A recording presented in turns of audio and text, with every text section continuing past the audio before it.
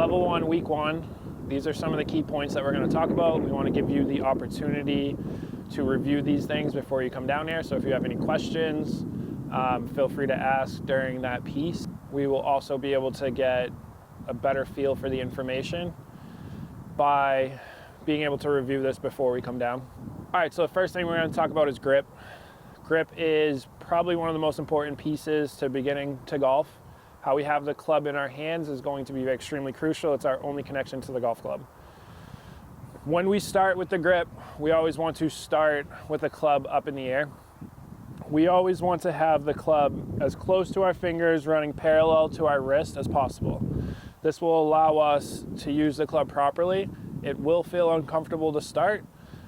Starting with the uncomfortable grip will help us in the future for when we take our full swings to be able to use our hands and our wrists.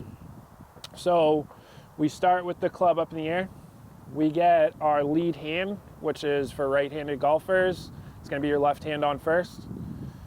We get it in our fingers, and the only other rule is with our dominant hands, we want to cover our lead hand thumb. Once we get our grip on properly, the next piece is our posture. So we want to stand with our hands comfortable, and we just want to allow the club to drop and push our hips back. This will tell us the proper distance that we need to be standing away to the golf ball, however close or far away we need to be. We want to start with the tee about an inch off the ground. We want to get our grip, we want to get our posture, we line up to where it's comfortable on the tee, and we're just going to take small swings and try and clip the tee. To get the ball up in the air, we need to brush the grass in some kind of capacity. That tee is meant to replicate the golf ball. We will start hitting tees down on the range initially with small swings to try to get a feel of how this club needs to move through the golf ball and interacts with the turf. Once we hit the tee a few times, we are going to get a golf ball on the tee. As long as we make contact with this tee, the golf ball will get up in the air. So you can see the tee was struck, came out of the ground, golf ball gets up in the air quite easily. This will be the concept that we use to stop topping golf balls on our chips, short shots, and full swings. So the second piece we're going to go over and review are putting strokes and putters. So the grip is going to be a little bit different with our putter than any other club. This one is not as important to be in the fingers. We're allowed to use this in the lifelines of our hands and across like this. We don't need it to be parallel like we would an iron or a wedge. The putter grip is the only club that has a flat front. We want to make sure that our thumbs are running down the middle portion on the flat front. And the only other rule with our grip for the putter is that these hands need to be connected in some kind of way. I want to start the same way. I get the club comfortable in my hands.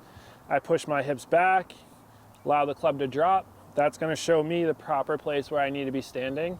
We always want to have the golf ball in the middle of our stance, or even just slightly forward of middle. So when I start to putt, I want to make sure that this club moves like a pendulum. We want it to go the same speed back and forth and the same distance back and through. We never want to go a far distance back and faster through, or a far distance back and stop the club. We want to move it the same exact way. When we're putting, we want to use more of our shoulders than our hands and our wrists. We don't want the club to move in this way. We want to move our arms and our shoulders back and forth to maintain a good putting stroke. To start, we want to take small strokes to see how far the ball will go. We're going to bring the club back to our back foot and through to our front foot at the same speed to see how far this ball goes. From there, we'll be able to figure out our distances and control our distance.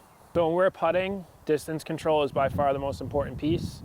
We're never going to miss too many putts outside of this 3-foot circle, left and right.